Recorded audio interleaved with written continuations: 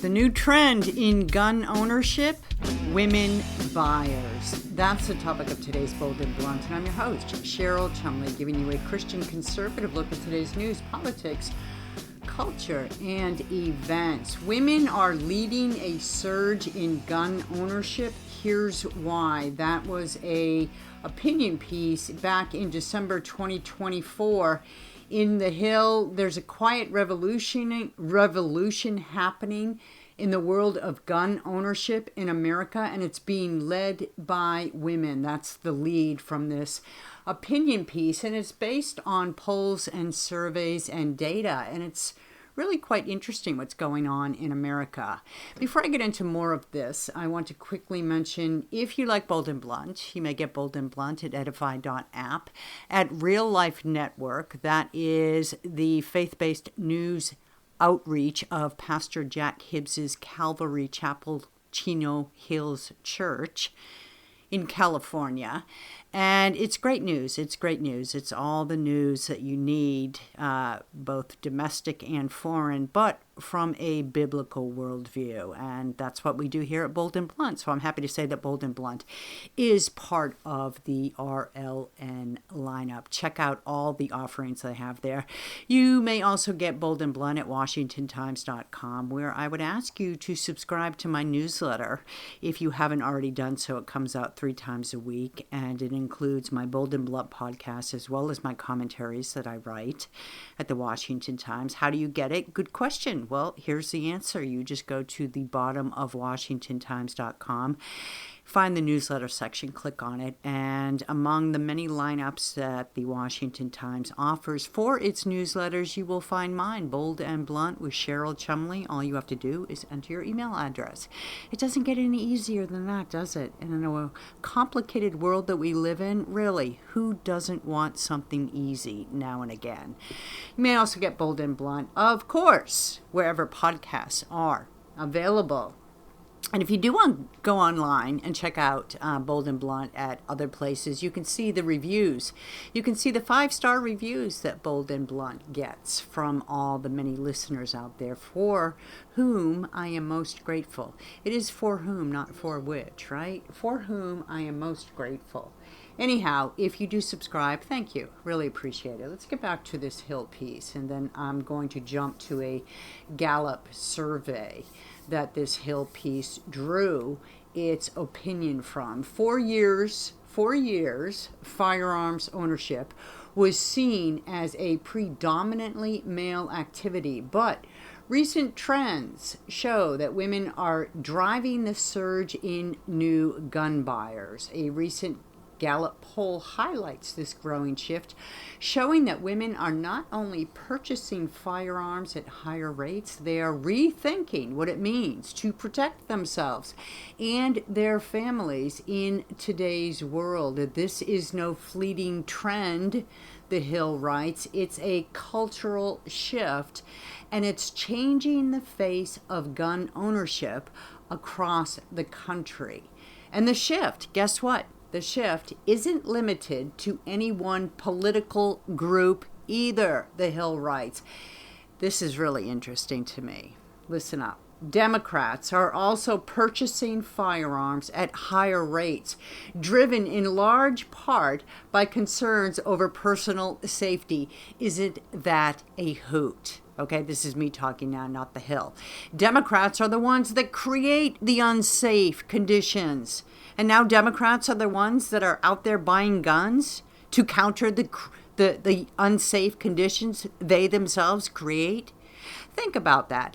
Do you see Republicans in the Black Lives Matter and Antifa protests that we saw a couple years ago raging across the United States, where their expressions of First Amendment, free assembly, and speech freedoms included the likes of throwing Molotov cocktails at police cruisers and destroying and defacing the storefronts of businesses, and not just protesting outside police stations, but firebombing them, right? Trying to take them out. And, graffiti, they've moved on from graffiti. That was oh so yesterday. Now it's all about fires and bricks and rocks. And it is an interesting question when somebody steps back and asks, hey, where are they getting these pallets of bricks anyhow? Somebody must be paying for them and paying for them to be trucked in and dropped off. But I digress. The fact is, it's Democrats that create this situation that requires people to carry guns so they can feel safe as they walk about the streets. Honestly, if you want to make things safe in America, get rid of Democrats. I don't know. That's one solution. That's just one solution. Let's go to this November 21st, 2024 Gallup poll. Gun ownership rates have spiked among Republican women. Well, not just Republican women, as the Hill wrote, but Democrats. Ownership among all Americans steady as fewer non-Republican men own guns. This is what Gallup writes. Gun ownership among U.S. adults is holding steady near 30%, but that masks a sharp increase in ownership among Republican women, offsetting declines among Democratic and independent men. Meanwhile, ownership remains high among Republican men, but is relatively scarce among Democratic and independent women. According to 6-year groupings of Gallup's annual measurement of personal gun ownership since 2007, the percentage of Republican women who own a gun has increased from 19% in 2007 to 2012 to 33% in 2019 to 2024. Let me restate that a bit because that's a little bit confusing. It increased from 19% between the years of 2007 and 2012, right? So between 2007 and 2012, 19% of women, of Republican women, owned guns. Then between the years of 2019 and 2024, 33% of Republican women owned guns. Guess why? What happened in that year? The COVID crazy, right? The COVID crazy. That's when criminals could just walk brazenly about, openly about, wearing face masks and committing crimes. And, the security cameras in stores couldn't identify who they were because they wore these face masks that covered their entire faces, and then hoods and sunglasses, and they would commit crimes with impunity because it was all the rage to wear face masks. As a matter of fact, it was mandated. It was mandated by many to wear face masks. Such a silly idea. It really didn't do anything to stop COVID, which we all knew that anyhow. But it really gave a boost to the criminals out there. And so, no wonder people, women especially, started buying more guns, right? And the police wouldn't respond to crimes because they were busy chasing runners without face masks down the beaches, the abandoned beaches of, California, to apprehend the runners who refused to bow down to Governor Gavin Newsom's stay-at-home mandates, again, due to COVID. So they sent the police out there to chase down these runners, these wayward criminal runners. And, so police couldn't respond to the crimes that were taking place in your own neighborhood. So, women out there buying guns, good for them. Good for them. I've got X number of guns. I don't want to give away too much of that because, if you're going to break into my home, I want it to be a surprise for you. I don't want that information out there. Let me just read this one other statement from the Hill about the increase of guns and gun purchases by women. In fact, the desire for self-defense, the Hill writes, is now a bipartisan concern, transcending political lines, race, and backgrounds, and reflecting a broader spectrum of values and beliefs.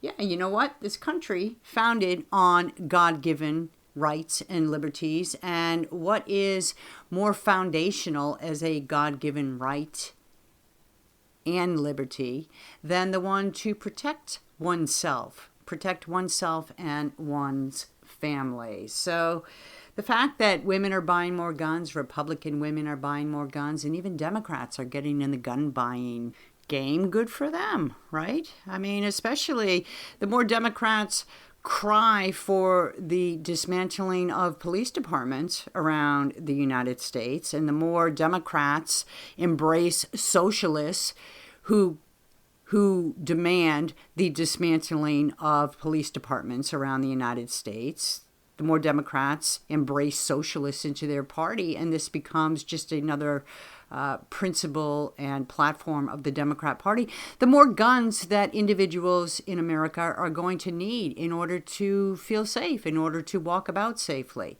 As I said, Democrats create the conditions that we need guns for anyhow to feel safe, and now it's a little bit hypocritical, I guess, of Democrats to be out there buying guns, but maybe give it a little time and they'll come around and see the ridiculousness of their own agendas that create these chaotic situations that bring them to the point of feeling like they have to buy guns to protect themselves, and maybe it'll open their eyes to their own wayward, stupid policies. Can I say that? Stupid? Yes, I just did. It's my podcast. I can say Democrats have stupid policies because they do. But let's get to my guest today, because he has some real data and more updated data, more current data than even the November and December 2024 data on guns and gun purchases. He is with the NRA, National Rifle Association. Josh Savani, I want to thank you so much for being on Bold and Blonde. It is so great to have you here. Happy to be on the show. I'm very excited to talk about what's taking place with gun purchases in America. Your organization, the National Rifle Association, is finding that women are buying guns way more than they used to. Talk a little bit about the stats. Sure. So I think, especially like beginning of the 21st century, firearm purchaser demographics really started to change. Or beginning of the 21st century, I think I said.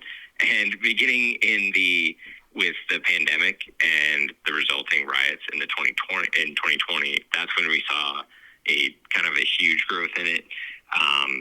So if you look at research institutions like Pew and Gallup, they've both identified that, gun ownership amongst women has risen from women representing about 20% of gun owners to 30 to 35% of gun owners. And if you look at some research that was done during about gun acquisitions, during the pandemic, women represented 50% of first-time gun buyers. So half of all of the people buying guns for the first time during the pandemic were women. Has this type of surge ever been seen in history before in America? I mean, or is this completely new? Yeah, I mean, it's like I said, it's definitely been a trend. I think as culturally there have been changes where women are able to and definitely have the right to defend themselves. So they've recognized that they have a right to keep and bear arms just like everybody else, and they like I said, around early 2000, that's when things really started to pick up. And then we saw this huge change in 2020. But no, it's that change was definitely unprecedented, with women representing half of all gun buyers. That we've never seen anything like that before. Wow. And minorities too, I understand. There's been a little bit of a hike there with gun purchases, correct? Yeah.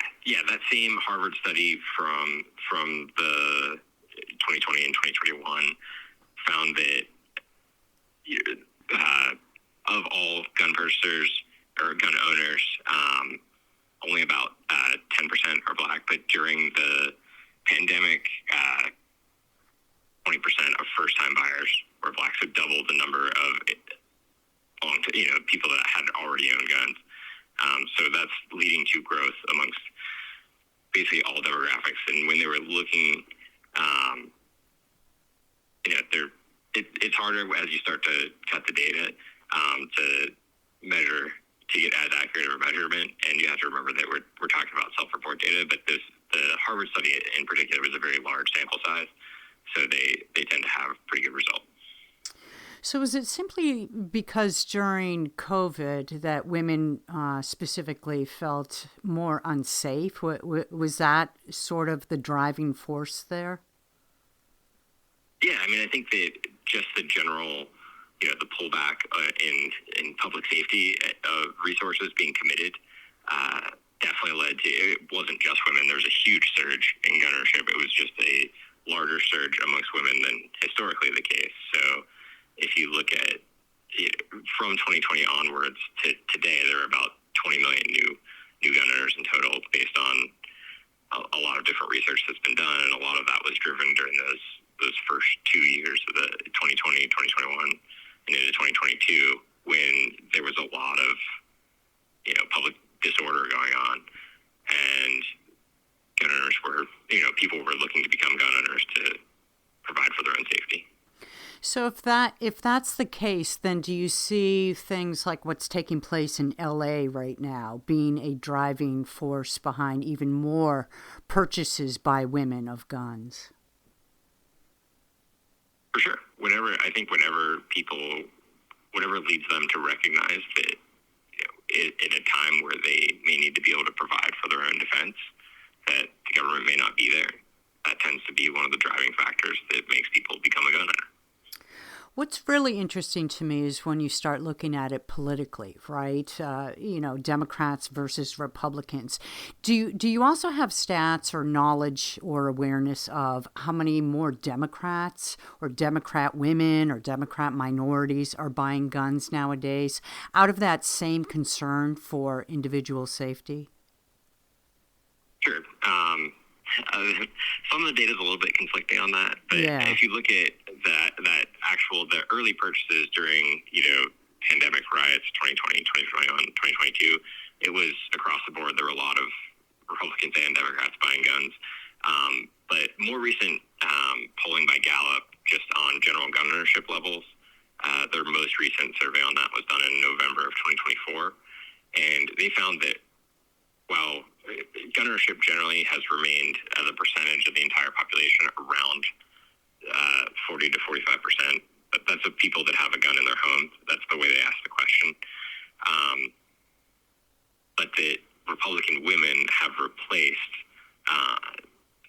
some loss in the percentage of people that men who identify as Democrat or independent. Some loss in their percentage of gun ownership has been taken up by a huge growth in Republican women gun ownership numbers. So when you look across society and what these numbers, what the data tell in terms of the future of Second Amendment issues in the court, what do you at the NRA see? Yeah, I mean, it will, just in general, if the need for self-defense is seen by a greater swath of the public, both men and women, and it's more likely for that to be an issue that, one, eventually comes before the court because the court takes it up because it's an issue of importance, and two, it's when the court is ratifying kind of the status quo. So, for example, if you look at the changes to carry laws in the United States, we've seen since the 1980s this huge growth in people being able to carry a firearm to defend themselves outside their home. And, whether it's, we in 2022, we then had the court kind of ratify that norm because it was already the law of over 40 states. And that's why, again, we're pursuing right to carry reciprocity at the national level now, because we're trying, we don't think that someone's right to carry should end at the state line. So we're trying to pick up those last remaining states that are where it's difficult for people to exercise that right. Yeah, that is a difficult, issue if you are a gun owner and you want to drive across the nation or you want to drive through several different states. The reciprocity, is that something that you see becoming achievable, a federal upholding of reciprocity laws? Yeah, I mean, we're certainly going to try to achieve it. It's still a pretty long shot, and I would say in the Senate to get to 60 votes on that, but we're going to try. But again, the court, what we can't achieve via legislation, we've tried to achieve, via enforcement by the Supreme Court. In 2022, we had the NYSRPA v. Brewing case that NRA supported, and that case made it so that no state can effectively ban concealed carry by having what we call the May issue, which is really like a discriminatory issuance regime where they only gave permits to people that they decided had sufficient need to have that permit. And we don't think the state should be deciding who needs to exercise their rights and who doesn't. So what are you seeing as the the biggest fight, the biggest challenge right now from a Second Amendment supporting position? What's out there that really is the hardest fight? So I think the Second Amendment's moving in two different directions. Most of the country, Second Amendment rights are expanding. And right now at the federal level with a pro-gun administration, we're seeing the Department of Justice kind of reforming a lot of the negative policies that they had towards firearms rights. But at the same time, you have about 8 states where things are moving in the opposite direction because they have state legislators that are hostile to Second Amendment rights. And that's probably the biggest challenge, is that those states, that while they're, it's a limited number of states, those states represent a large population of the American people. And so we continue to pursue, generally through litigation in those states, protecting Second Amendment rights. And I don't know if you know them, but if you know them, what are the 8 states? And if you can't name all 8 of them, where are they located? Yeah. So, sorry. So definitely California, yeah. Illinois, Massachusetts, Maryland, New York, New Jersey. I got 8. That's 6. So the other ones are probably Northeast, right? Well, yeah, and it depends on, it's 8 to 10, so you could also throw in Rhode Island, Delaware, Oregon, and Washington. Okay. So some of them had shall issue even before that case, so it was 8 states that didn't have shall issue before that case, but there's about 10 states or so that are pretty hostile right now to Second Amendment rights, and those are the 10. You can also, and then there's states that are kind of in between, New Mexico, Colorado, Michigan, where they're more hostile, but they're they haven't gone as far as those other states. So what would be a gold standard state for Second Amendment rights?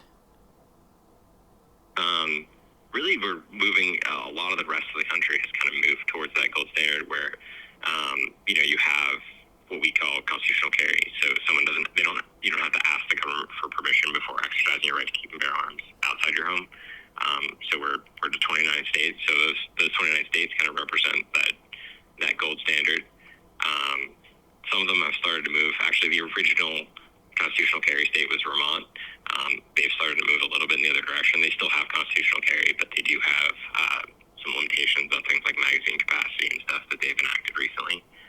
So I guess they wouldn't be considered gold standard anymore. But generally, a lot of the rest of the country, like I said, has moved towards expanding firearm rights. It's really only those 10 or so states where things have been more restrictive. It's really maddening, and it must be frustrating to you guys at the NRA when you see things that supposedly seem settled in the courts, not to mention the Constitution constantly being challenged. And I think of Washington, D.C. with the Heller case, and then as soon as that was decided in favor of individual rights to carry, the government there brings up another, court case to counter Second Amendment rights. That happens frequently, yes? Yeah, like the case I was talking about in 2022, the Bruin case, we have a lot of laws that got enacted right after that we call the Bruin response laws. They're not really responsive, though, so they're more accurately described as the Bruin resistance laws. They literally took the Supreme Court's decision and basically threw it out the window and are attempting to continue to restrict people's rights while pretending to comply with the decision by, theoretically in those states you can get a permit, but they try to limit where people can carry, what they can carry, how they can carry, and because they can no longer just have this discriminatory issuance system where they just don't issue people the permit. Now they're forced to issue the permit, but they try to limit what the permit actually allows people to do. Do you see now as it being an ideal time to push as many Second Amendment issues to the U.S. Supreme Court as possible, or do you think politically it's better to wait? They're going to get there no matter what. There's a whole bunch of different, ways that cases end up at the Supreme Court. But so our focus has been on those Bruin response bills. We also have focused on laws limiting the types of arms that people can have or carry. What we call kind of hardware stuff. So that's like bans on particular types of firearms or bans on firearm accessories like magazines. We're definitely focused on those as well.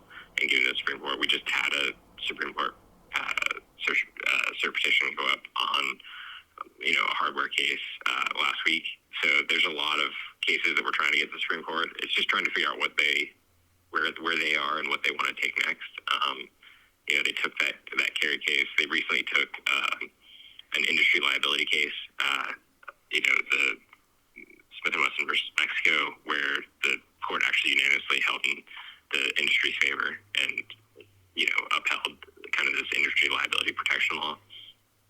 So trying to figure out where the court is kind of headed with what the case that they want to take next, and try to figure that out and get that case before them. And just to finish up with this last question, the matter of databases and, the federal government or state governments maintaining databases on gun owners. What's the latest threats going on there? And why is that a threat in the first place? Sure. NRA is very opposed to registration.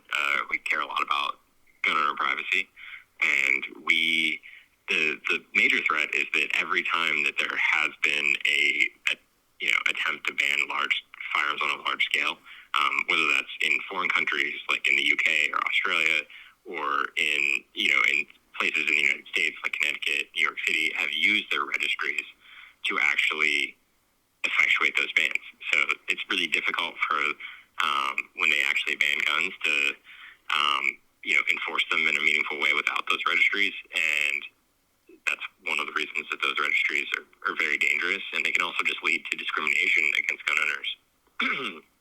If you look at the Obama administration had a program called Operation Choke Point, where they discriminated against the firearms industry, and more recently there's been use of credit card data, merchant category codes to discriminate potentially against gun owners, and protecting gun owners by not having that registration data is it's very important.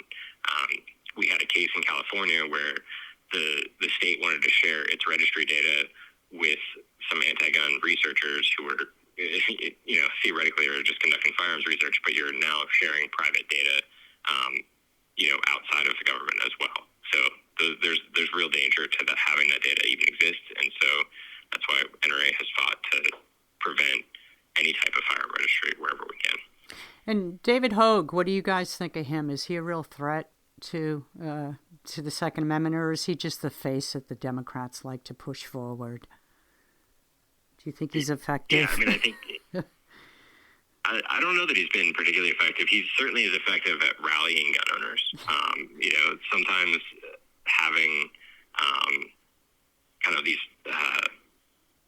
people that take kind of this front-leaning position on gun control tend to better help to rally gun owners together. And so those types of, that type of very aggressive gun control rhetoric that he likes to use tends to actually kind of rally a large portion of the American public together to oppose those types of laws. So in some ways, I think that's, that type of behavior ends up being counterproductive to, gun control, which, so for us, that's a good thing. Yeah, I was hoping you'd say that because that's what I think as well. Well, it was great to discuss this issue with you, Josh. Thank you so much for your time on Bold and Blunt. Yeah, absolutely. All right. Thanks for having me. And that's another Bold and Blunt. Remember, if you like Bold and Blunt, you may get Bold and Blunt at edify.app, at Real Life Network, at WashingtonTimes.com, and of course, wherever podcasts are available. Thank you for listening. Tune in next time. In the meanwhile, don't forget, stay blunt, stay bold. Marketing is hard. But I'll tell you a little secret. It doesn't have to be. Let me point something out. You're listening to a podcast right now, and it's great. You love the host. You seek it out and download it. You listen to it while driving, working out, cooking, even going to the bathroom. Podcasts are a pretty close companion. And this is a podcast ad. Did I get your attention? You can reach great listeners like yourself with podcast advertising from Libsyn Ads. Choose from hundreds of top podcasts offering host endorsements, or run a pre-produced ad like this one across thousands of shows to reach your target audience in their favorite podcasts with Libsyn Ads. Go to libsynads.com, that's LIBSYN, ads.com today.